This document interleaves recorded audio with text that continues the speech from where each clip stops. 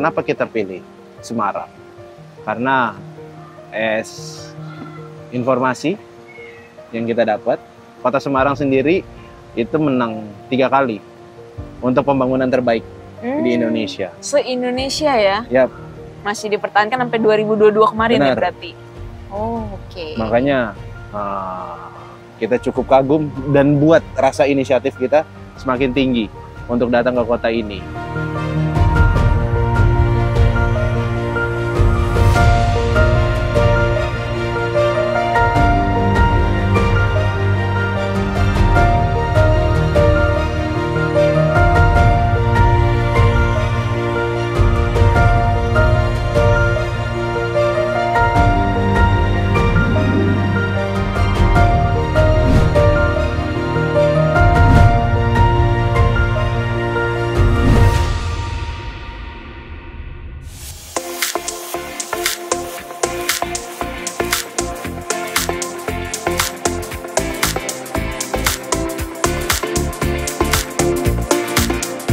Sekarang kita lagi ada di Kota Semarang.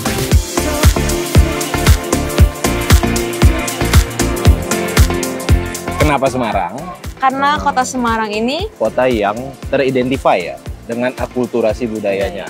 iya. Nah, yang pertama itu kita ke tempat ikonik bersejarah di Kota Semarang. Betul. Gimana, Pope? Wisata ke Lawang Sewu.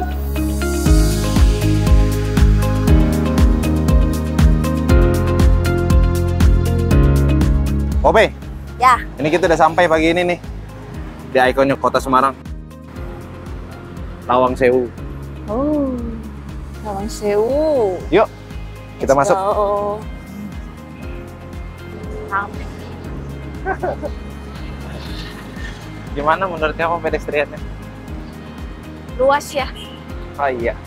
Terus kayaknya pada tertib deh. Nggak lewat jalur pedestrian, motor-motor.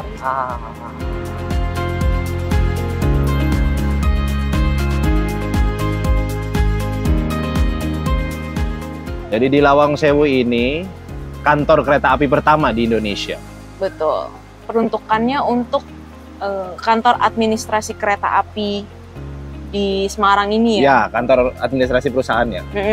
Lawang Sewu sendiri itu memiliki arti 1000 pintu atau pintu 1000. Tapi Betul. sebenarnya jumlah pintunya itu ada berapa, Pope? Berdasarkan data yang kita peroleh di salah satu website kementerian, itu jumlahnya 928 pintu. Nggak nyampe 1000 ya ternyata. Betul, ya. tidak sampai 1000. Nah, dia sendiri ini kan dibangunnya tahun 1904. Dan pas kita ke sana itu bener-bener masih terlihat kokoh sekali bangunannya. Gaya arsitekturnya sendiri nih, gaya bangunannya sendiri itu Romance Revival dia, gitu. Ciri khasnya itu berbentuk lengkung di area dindingnya, dinding depannya, daerah selasarnya. Bangunan ini juga mereka pikirkan nih disesuaikan dengan iklim di Indonesia. Nah, untuk musim hujannya itu atapnya mereka buat dengan kemiringan 45 derajat sehingga air hujan mudah turun. Terus juga di situ mereka memakai atap overstack supaya cipratan air tidak masuk ke dalam ruangan.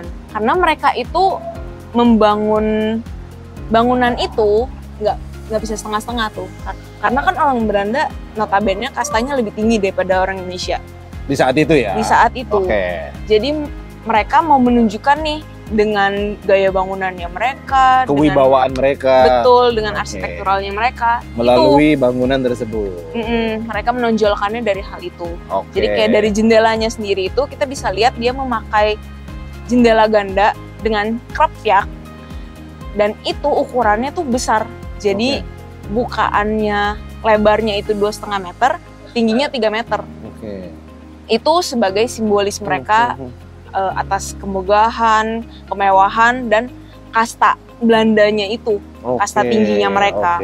Itu ditampilkan ya? Iya, jadi pride-nya mereka lah gitu dalam bangunan itu. Yang unik itu di area selasar atau lorongnya itu, dia memakai finishing dinding batu bata keramik yang berwarna orange. Nah, itu dulu tuh langka dan termasuk mahal kan. Oke. Jadi sempat ditafsirkan satu batu bata itu 300.000 harganya. Satu bata 300.000. Dikali bangunan Sebesar itu gitu Oke. kan. Untuk menunjukkan kemegahan, kemewahan, dan kasta tertinggi Belanda pada saat itu. Oke, oke. Nah, setelah kita udah keliling, kita lanjut ke salah satu kuliner legendaris.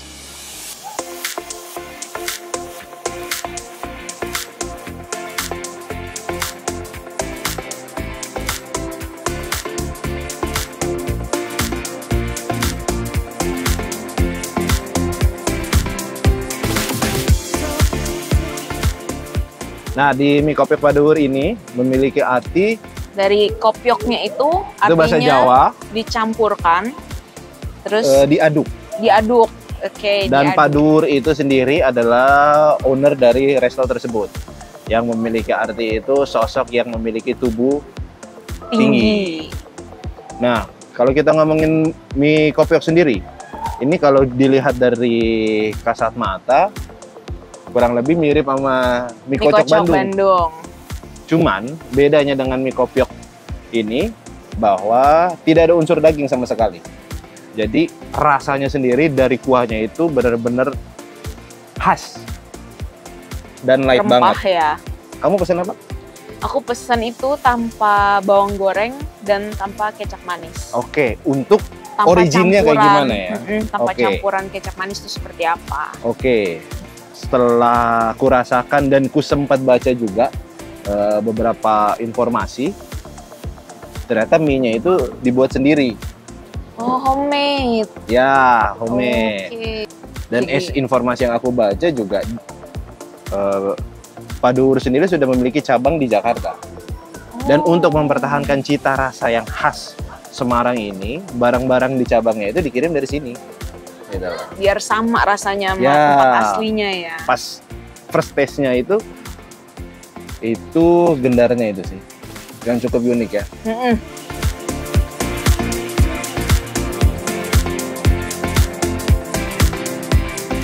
Dan setelah dari mie kopiok, kita lanjut ke Ke mana? toko Un. Oke, kita udah sampai. Ope, tuh kamu lihat. Kita udah sarapan.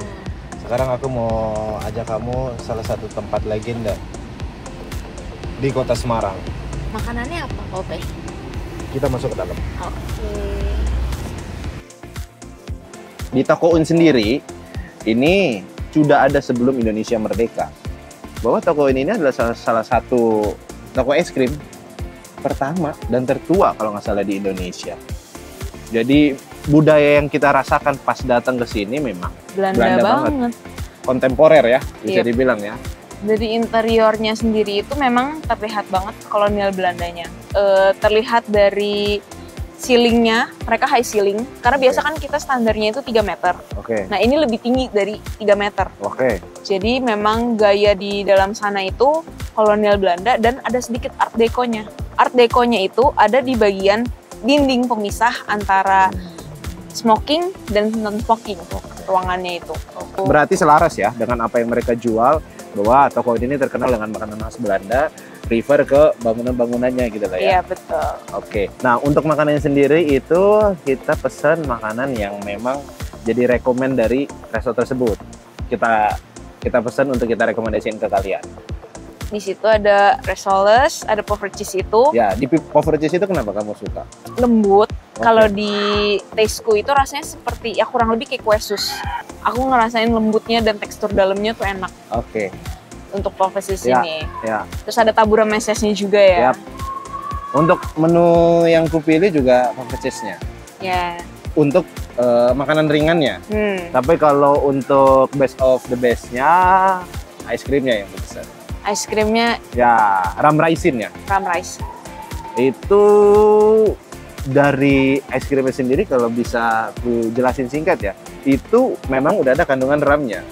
Tapi ternyata ditambah ram lagi untuk topping dikit ya. Jadi masih terasa banget ya. Ya, tapi nggak Baik. berasa terlalu kenceng Betul. ramnya. Dan itu sangat-sangat enak. Enak banget.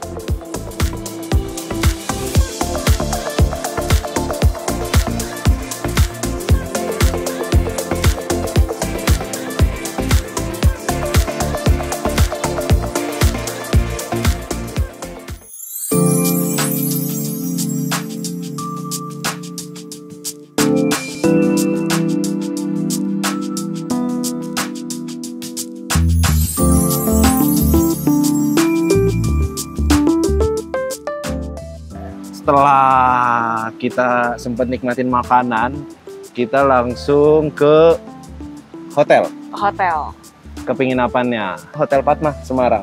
Padma Semarang. Kita pesen Langsung dari websitenya betul. Padma Semarang. Pas kita datang ke sini, sekitar jam Jam setengah satuan. setengah satu ya. Setengah satu. Nah, guide di tiketnya sendiri itu check-in-nya di jam 3.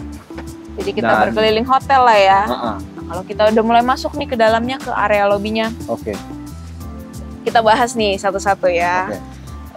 Mulai dari ceilingnya. Mereka memakai ceiling itu namanya tray ceiling. Jadi ada leveling lah di ceiling itu. Oke. Nah, kemudian bentuknya oval, terus juga mereka ada ornamen yang menyerupai burung-burung yang digantung dalam sangkarnya. Oke. Nah, itu terlihat megah banget gak sih menurut kamu ya kan? Ya. Lanjut lagi ke bagian dindingnya. Mereka itu memakai wall panel, finishingnya itu HPL coklat. Oke. Dan itu tuh bentuknya linear. Oke. Nah, dipadukan dengan list berwarna bronze. Ya. Kita bisa lihat floornya itu mereka memakai marmer berwarna gelap, kemudian terdapat juga karpet besar. Nah, itu tuh ukurannya custom. Kalau kulihat ukuran karpetnya itu sama seperti ukuran levelingnya si ceiling. Oke. Nah, dari situ kita bisa lihat juga nih furniture-nya. Di Padma yang aku lihat, mereka konsisten berbentuknya tuh menggunakannya bentuk lengkung. Jadi nggak kaku gitu lah dalam hotel ini. Dan mereka juga menggunakan bahan rotan di bagian headboard-nya si sofa. Pilarnya mereka itu menggunakan finishing semen. Dan di situ bisa dilihat tuh ada dekoratif lighting-nya. Oke. Nah, itu yang makin mempercantik sih gitu kan. Oke. Di bagian resepsionis, nah itu yang menurutku keren bangetnya itu. Oke. Apa tuh? Di back wall-nya itu mereka Oke. pakai panel lighting. Oke. Nah, di kanan kirinya itu ada panel lighting dengan gambar lotus. Oke. Kemudian di bagian tengahnya itu gambarnya bulan. Oke. Perlu diketahui di lobby itu kita nemuin 3 resto. Ada Gulali, ada Semawis, dan ada Kim-Tia. ya, ada Kim-Tia. Dan Kim-Tia sendiri itu Chinese restoran ya. Betul. Chinese Berdasarkan restaurant. informasi staff yang didapat, dan untuk Semawisnya itu Western dan Indonesian food. Indonesian food. And then Gulalinya itu Ke es krim dan pastries-nya. ya.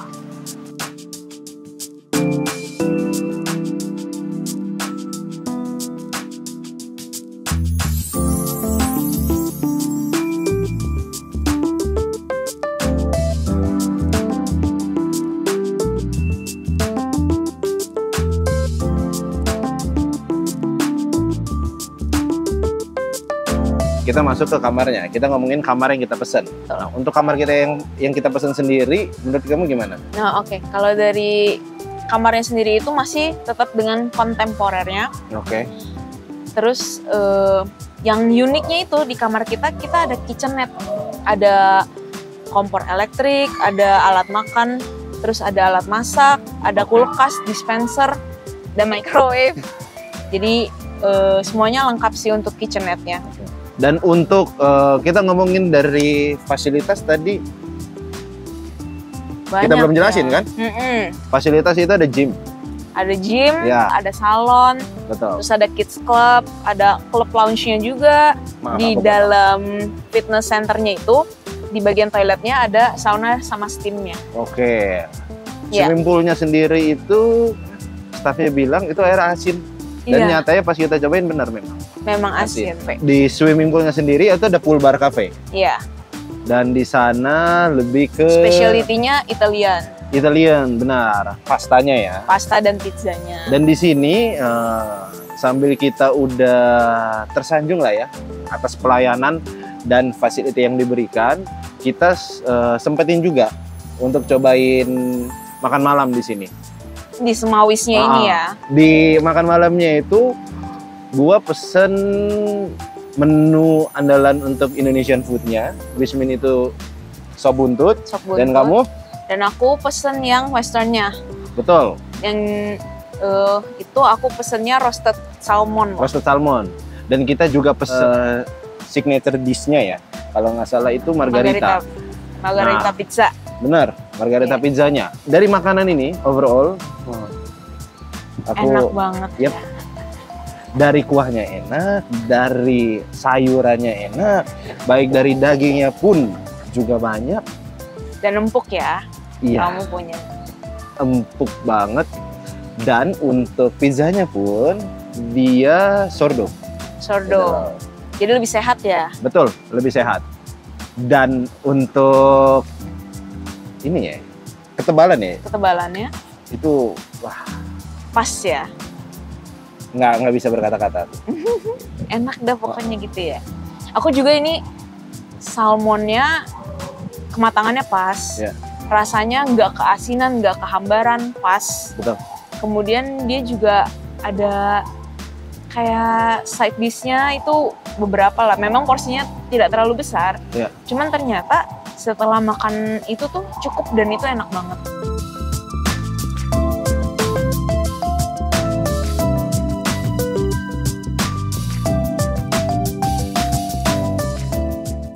Dan kenapa kita terlalu banyak ini ya, kata-kata terkait Padma ya, khususnya di kota Semarang ini. Karena kita lihat dari, kalau aku pribadi dari humanity-nya, staff-staffnya itu sangat-sangat intuitif.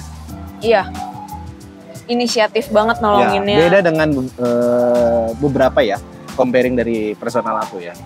Dan aku bisa rasakan itu di Padma. Jadi saran dari aku sih tetap pertahankan. Pertahan. Keramah tamahan. Cekatannya juga, Betul. ya kan? Betul. Dan di sini itu yang uniknya, katanya ballroomnya itu terbesar se-Jawa Tengah. Betul. Nah, setelah aku research itu, mereka memang ballroomnya itu tingginya itu 10 meter. Yap. Ceilingnya itu 10 meter dan kapasitasnya sampai 4.000 orang. Oke. Jadi ya nggak heran kalau itu bisa dinobatkan sebagai terbesar se-Jawa Tengah.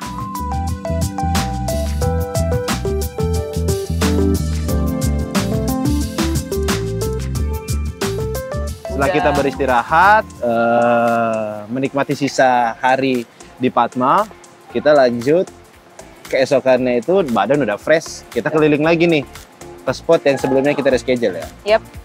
Yang adalah Kota Lama. Kota Lama.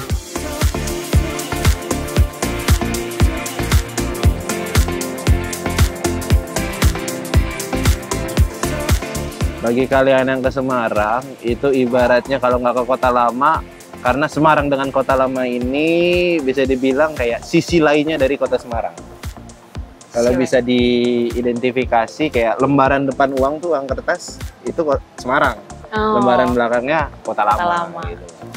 Menurut kamu gimana? Nah, arsitekturalnya itu mereka bergaya Indis. Ya. Nah, apa sih gaya Indis? Indis itu adalah gaya pencampuran gaya antara kolonial Belanda, konsep kolonial Belanda dan konsep lokal. Nah, lokalnya itu Jawa kalau untuk di Semarang itu. Jadi kalau misalnya gaya Indis ini nggak bisa ditemukan di luar Indonesia. Karena memang Belanda mencampurkannya dengan gaya lokalnya kita. Dan berasanya saat di Kota Lama itu ya. Iya. Di Kota Lama kita udah dijelasin juga tadi, dan kita sempat berkeliling. Saran dari kita, kalau kalian yang mau datang ke sana, itu wajib banget bawa air putih. Gitu lah. Kalau di pagi hari ya berkeliling ya, karena kita di sana itu selain menikmati wisata bangunannya, kita juga menikmati dan mencari juga spot-spot yang viral lah di Kota Lama.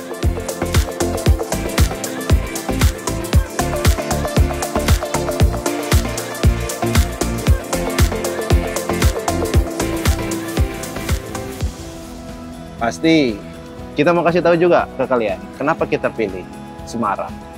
Karena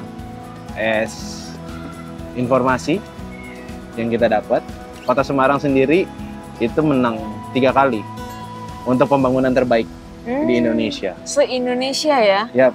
Masih dipertahankan sampai 2022 kemarin. Benar. Ya berarti? Oh, oke. Makanya kita cukup kagum dan buat rasa inisiatif kita semakin tinggi untuk datang ke kota ini. Sama ya jangan lupa kalau misalnya habis berlibur, berkunjung ke wisata mana, jangan meninggalkan sampah. Ya, bijaklah dalam berwisata. Ya, itulah yang jadi keseruan kita di Kota Semarang. Betul. Kota dengan akulturasi budaya. Bagi kalian yang punya destinasi yang Kota. ada berbau sejarahnya, Yap. boleh dong komen di channel kita.